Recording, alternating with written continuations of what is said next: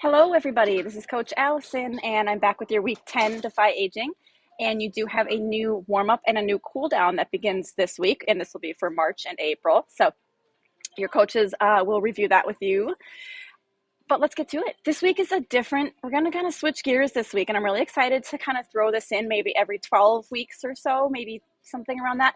We're going to focus more on mobility this week. Some of the movements, though, are still going to be just as challenging as a lot of the movements in our regular sessions. But so the focus isn't going to be resistance or cardio this week. It really is going to be mobility, which is so important because it's just what it sounds like, right? It's keeping us mobile. It's keeping our joints moving in their full range of motion. It's keeping our body moving the way it's supposed to stay agile, to stay independent, to get up and down, to react quicker for better agility. So a lot goes into mobility.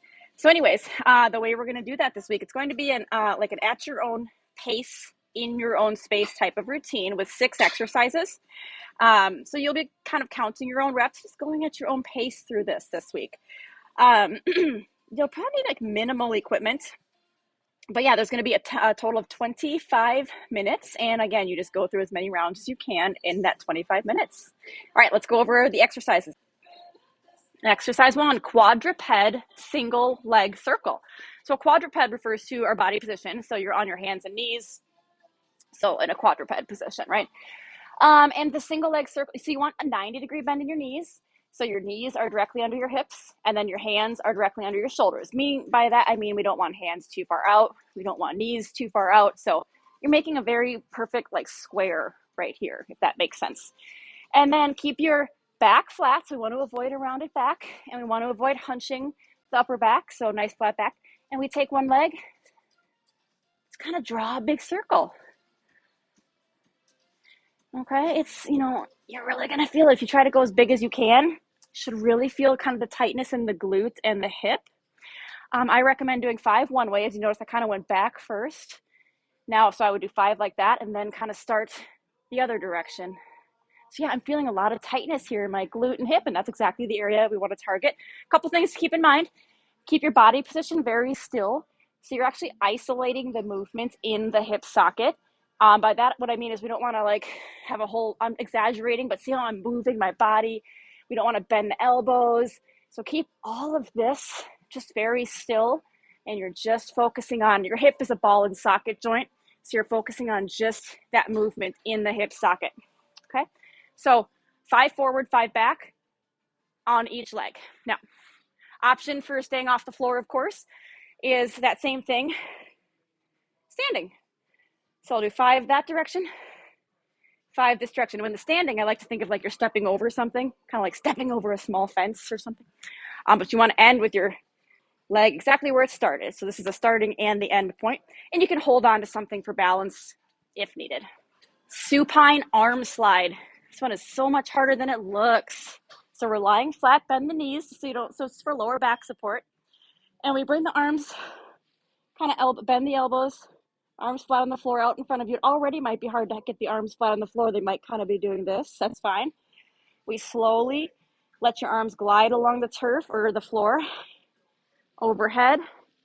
Squeeze so the arms are as straight as they can possibly get. Pretend you're trying to squeeze the sides of your head with your arms. And then slowly bend back down as low as your elbows will allow, or as your body will allow your elbows to go. We'll scratch you on the turf. That's okay. So the goal here, it's harder than it looks. You'll have to try it. The goal here is though to try to keep your upper back flat on the floor, and as much of your arm flat on the floor as well. We're trying to avoid raised wrists, needing to lift the arm up like this. So it's a lot of focus, and you're working on retracting your shoulders. Okay. I will show you a way to do that against the wall to avoid being on the floor. I have to okay, yes, so I have something, ideally you wouldn't have anything on the floor here, but I'm not going to move all these. So you lean against the wall. You do want your feet out a little bit, not quite this far, and arms flat against the wall, upper back and head against the wall, and we slowly glide up. Same cueing as when we were on the floor, squeeze as straight as you can at the top, and then come down. We're trying to keep the entire arm flat on the wall if able, trying to avoid the wrist coming up or the elbow coming forward. It is much harder than it looks. Give it a try. Cat cow is the next one. We typically have actually had this in our warm-ups before, because it's a spinal mobility movement. So it's great for a warm-up, but it's great as an exercise as well. So we're back in a quadruped position. Same cueing as before with the quadruped. So what you do, we rotate between two body positions. Now the first one is the cat. And if you can picture like a Halloween, like a black cat Halloween, how they have like the rounded back because they're mad and they're so that's what we're trying to picture here. Round your back. You do that by tucking your hips and your butt in, dropping your head, and pull. Like pretend there's a string on your spine here that's being pulled straight up. And then we rotate into the cow position, which is popping those hips now back out, flattening your back, almost adding a little arch in the low back, and looking forward. So again, I'll show you them in sequence. Cat and cow. I'll do one more so you can really see the transition. Cat, and they go slow and they go smooth. They don't go fast and choppy. Okay, if you want to add the correct breathing to this, get the movement down first, but the correct breathing, actually I'll show you on the incline. So I'll show you the other option on an incline. To keep you off the floor, we do have an incline option. One of these benches, you'll notice everything is the same, but make sure you keep a slight bend in your knee. We don't want to lock the knees out, but I will add the breathing. So we inhale with the cow position, exhale with the cat position, inhale with the cow position, and so on. You do the same breathing whether you're up on the incline or down on the floor. Give that a try. We're going for 10 of those, slow and smooth. Okay, next one, thread the needle rotation. This one's also been in our warm-up. As you can see, we're demonstrating actually indirectly, we're demonstrating how our warm-ups are really focused on mobility. Thread the needle to a rotation. So thread the needle is essentially child's pose, adding kind of a, well, I'll just show you. So sink your hips back to your heels, and we're gonna thread one arm under, twisting into that as much as you can. And then we come up to a quadruped position. And now we're gonna rotate, let your head follow your hand as far as you're able to go. And you continue like that. Reach under, come down, up and rotate. I'll show you from the other side if that helps at all. So sinking my hips back, reaching my arm under. And then I'm gonna come up to all fours, quadruped, well, I guess 3. Rotate as far as I can this way. Again, it's very important to let your eyes and your head follow your hand on this, because if I look down here, but I'm doing this, watch how much more I can twist if I look towards my hand. It really helps range of motion. You can do that on an incline as well. A little bit different. Actually, it's exactly the same. Reach under, and then slowly reach up. So that is our thread the needle rotation. Half kneel overhead rotation. All right, you guys know our half kneel position.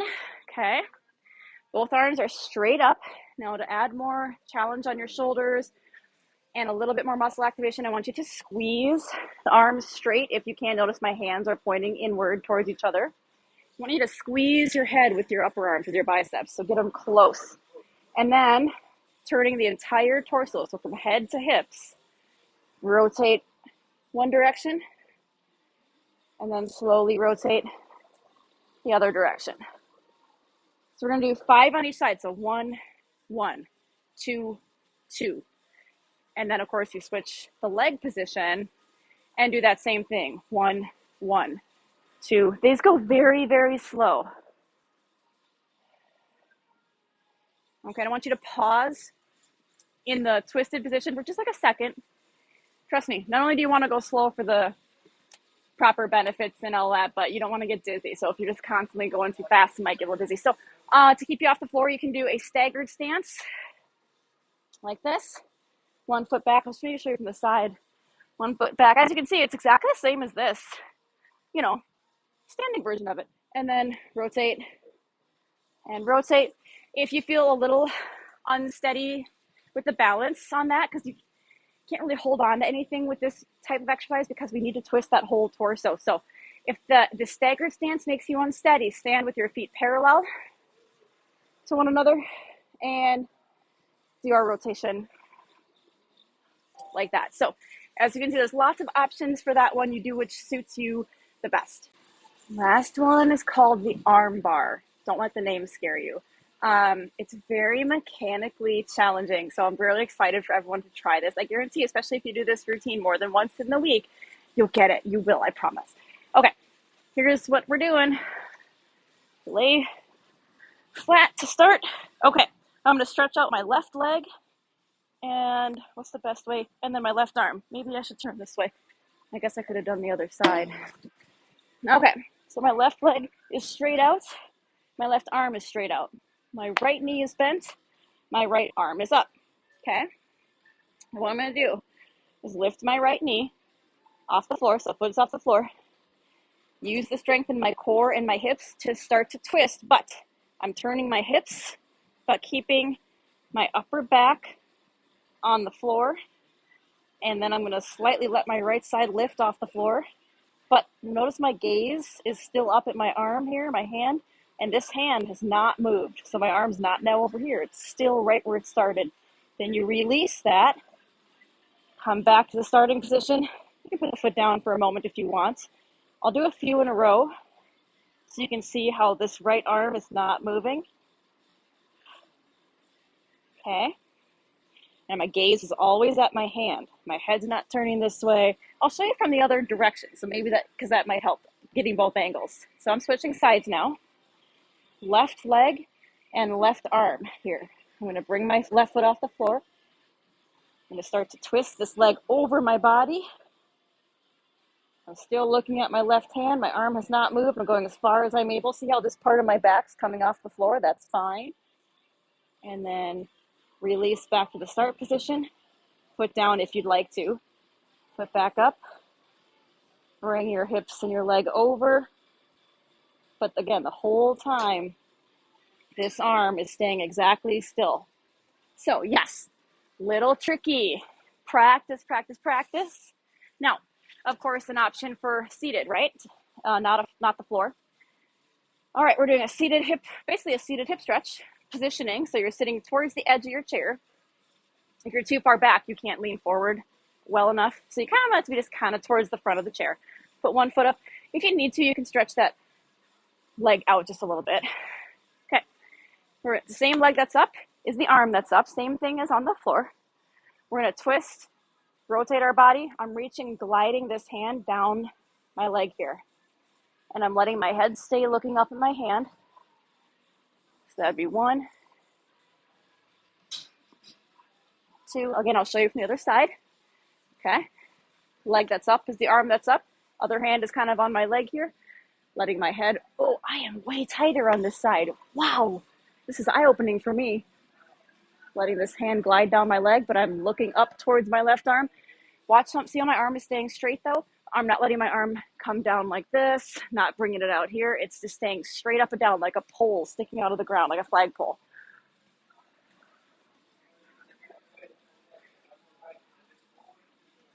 All right, so both versions, floor or seated, are very tricky, mechanically kind of confusing. It's such good mobility for the hips, for the back, the whole spine. Give it a try. Our team builder, red light, green lights. You're going to do this for 60 seconds. Everyone's going to line up at one end of the turf. Your coach is going to call out green light.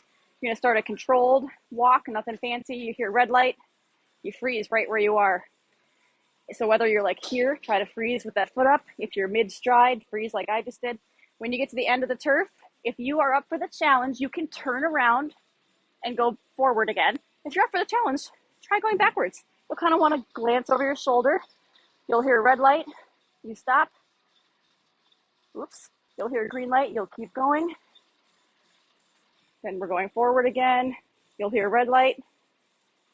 And you get the idea. That one's great for reaction time, hearing a cue and reacting as quickly as you can. Also, agility and balance because your foot might be up off the floor. It's super fun. So we're going to do that for 60 seconds. Give it a try.